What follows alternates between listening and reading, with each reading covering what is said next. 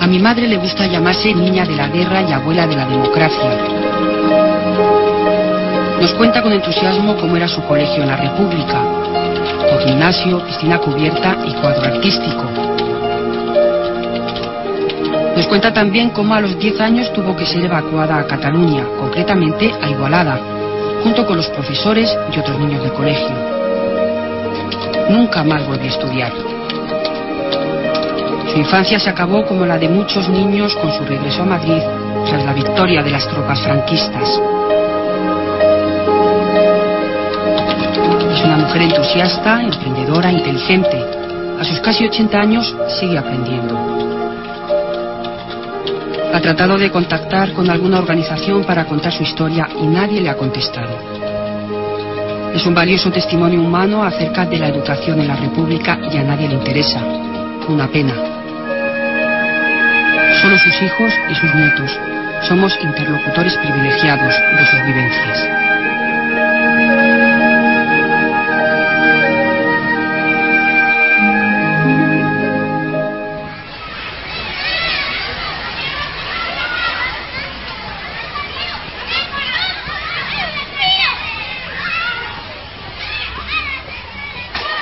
Con esta carta a un periódico de Madrid, la hija de Carmen Ruiz Peinado planteaba un desafío que nosotros aceptamos.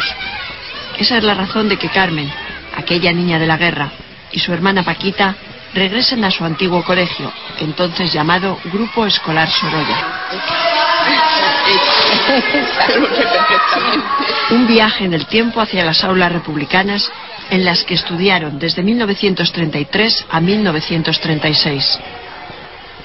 ¿Y esto dónde lo has rescatado? En el archivo del centro. Esto archivo. Nunca ha estado perdido. Mira, esto ha sido del archivo del centro.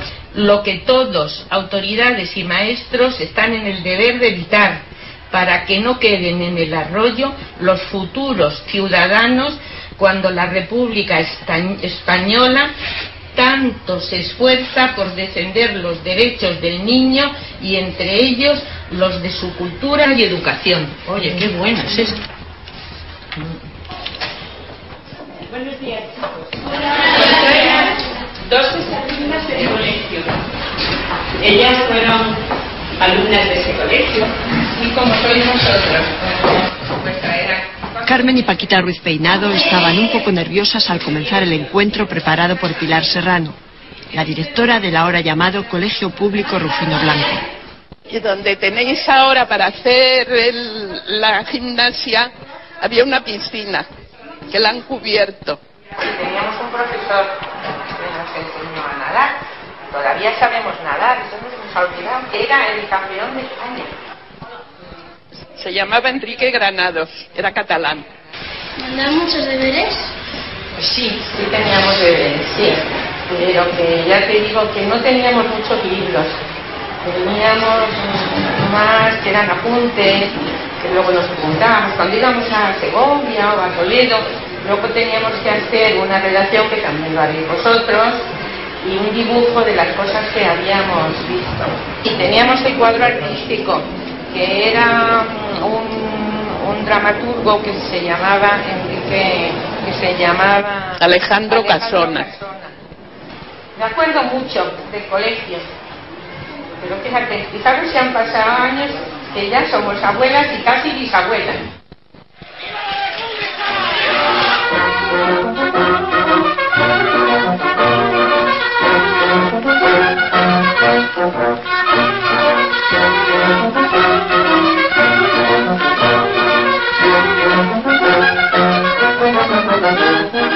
Conviene decir que la República, aunque es un mismo sistema político, tiene una trayectoria interna muy variada. Yo a mis alumnos y a mis escritos suelo reconocer la existencia de 4 repúblicas dentro de la Segunda República Española. Una, la del primer bienio, otra, la contrarreforma de los años 33, 34 y 35, después el triunfo del Frente Popular en 1936 y finalmente lo que ocurre en la Guerra Civil. Y cada una de estas repúblicas tiene un contenido ideológico y un trasfondo político-educativo diferenciado. Yo, cuando hablo de la reforma educativa republicana, me refiero generalmente al primer bienio, que es realmente el bienio creador por excelencia. La pasión del catedrático de la Universidad de Alcalá, Antonio Molero, por la escuela, con mayúscula, es algo tangible en el museo que ha reunido a lo largo de 30 años. Él, como casi todos los historiadores de la educación, es un admirador de las reformas educativas de la Segunda República. Una admiración que acentúa en 3 hombres clave: los ministros de Instrucción Pública, Marcelino Domingo y Fernando de los Ríos, y el director general de Enseñanza Primaria, Rodolfo Llopis.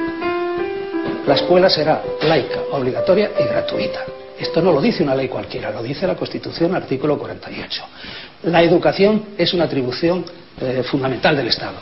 Y además dice, y esto tiene una trascendencia enorme para los educadores, cosas de aparente carácter menor.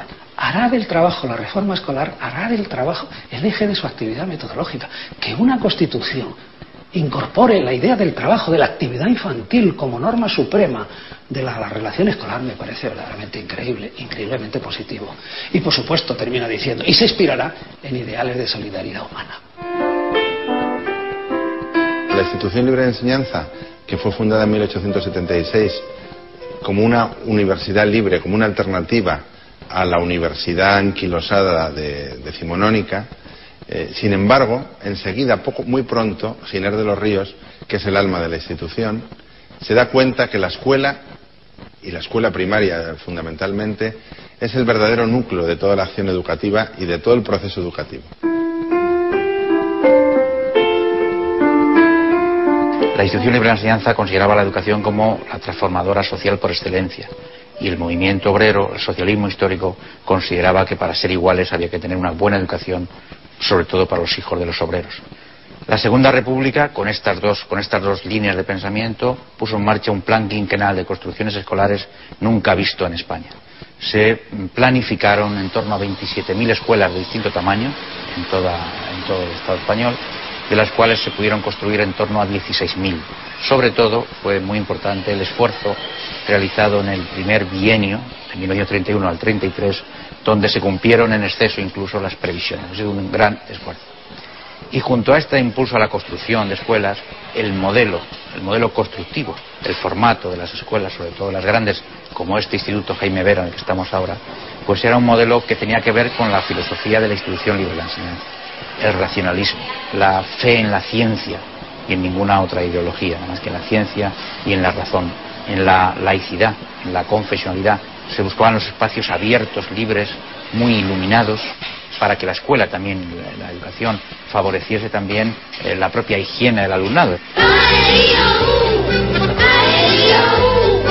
Una de las primeras medidas de la República es subir el sueldo de los 52.000 maestros españoles, hasta entonces menor que el de cualquier obrero. La mayor parte de ellos no están afiliados a ningún partido ni sindicato, pero aceptan rápidamente las reformas que los convierten en sacerdotes laicos del nuevo régimen. La educación es la base de la democracia que quiere instaurar la República y por tanto el maestro es absolutamente necesario en ese proceso de revolución de las conciencias que tiene como último objetivo la República para los ciudadanos españoles. El maestro va a colaborar, el maestro va a prestar todo su apoyo a las reformas educativas. La dignificación social de los maestros empieza por su preparación y los estudios de magisterio se convierten en carrera universitaria. Yo siempre he dicho que es el mejor programa educativo de formación de maestros que ha tenido España hasta el momento. Y si me apuras, incluyo el momento presente. La carrera de maestro se articula sobre la base de 3 años. El acceso es a través de un examen oposición a plazas fijas. 3 años de carrera.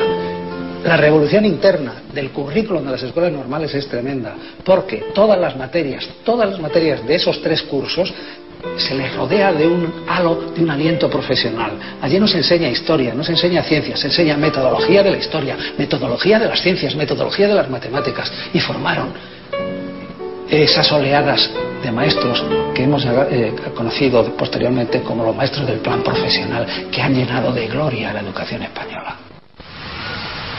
El grupo escolar Sorolla, donde estudiaron las hermanas Ruiz Peinado, era el colegio anejo a una de las nuevas normales, con la misma arquitectura característica creadas por la República. De ella sale la figura del alumno maestro, que realiza un año de prácticas pagadas antes de ocupar su plaza en una escuela. me hice maestra para hacer con los niños lo contrario que yo había recibido por parte de mis maestras. Así de clara tiene Palmira Pla la razón que la llevó hasta la Escuela Normal de Teruel. De allí salió en 1935 para hacer su año de prácticas. Esas escuelas también hacían que nosotros después diéramos esas o parecidas lecciones y nos reuníamos todos para estudiar en qué habíamos fallado. Siempre decían lo mismo. Los profesores insistían en que teníamos que tener más seguridad nosotros mismos, porque al niño, el niño que ve que el maestro que le está diciendo una cosa no está seguro, ya no se le capta, se le pierde. Palmira, socialista y delegada de colonias escolares durante la guerra, tuvo que marchar al exilio en 1939 y no regresó a España hasta 1975. Fue luego diputada de las Cortes Constituyentes. 90 intensos años que acaba de contar en un libro. En su exilio venezolano fundó el Instituto Escuela Calicanto. En Venezuela yo apliqué el método que aplicábamos en España, los maestros republicanos. Pero nadie me preguntaba qué método era y de dónde lo había aprendido. No veían más que el resultado. Y el resultado era que cada vez teníamos más niños.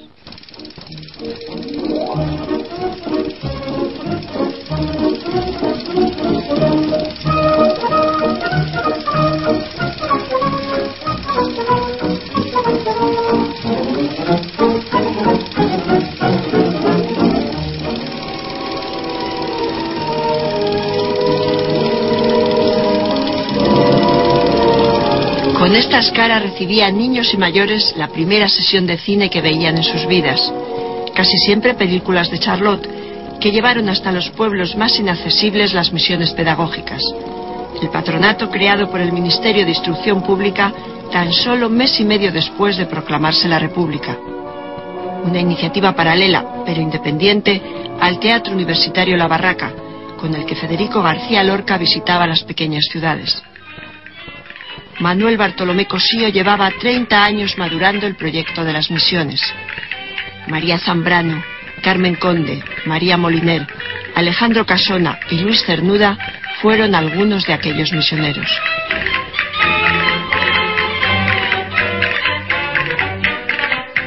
La gran ambición de Manuel Bartolomé Cosío pues era aglutinar a gentes jóvenes, intelectuales, tanto escritores, poetas, músicos, cineastas, fotógrafos, que fueran a misionar, a llevar la cultura, los libros, la música, los coros, el teatro, a estos pueblos remotos, que entonces España era fundamental.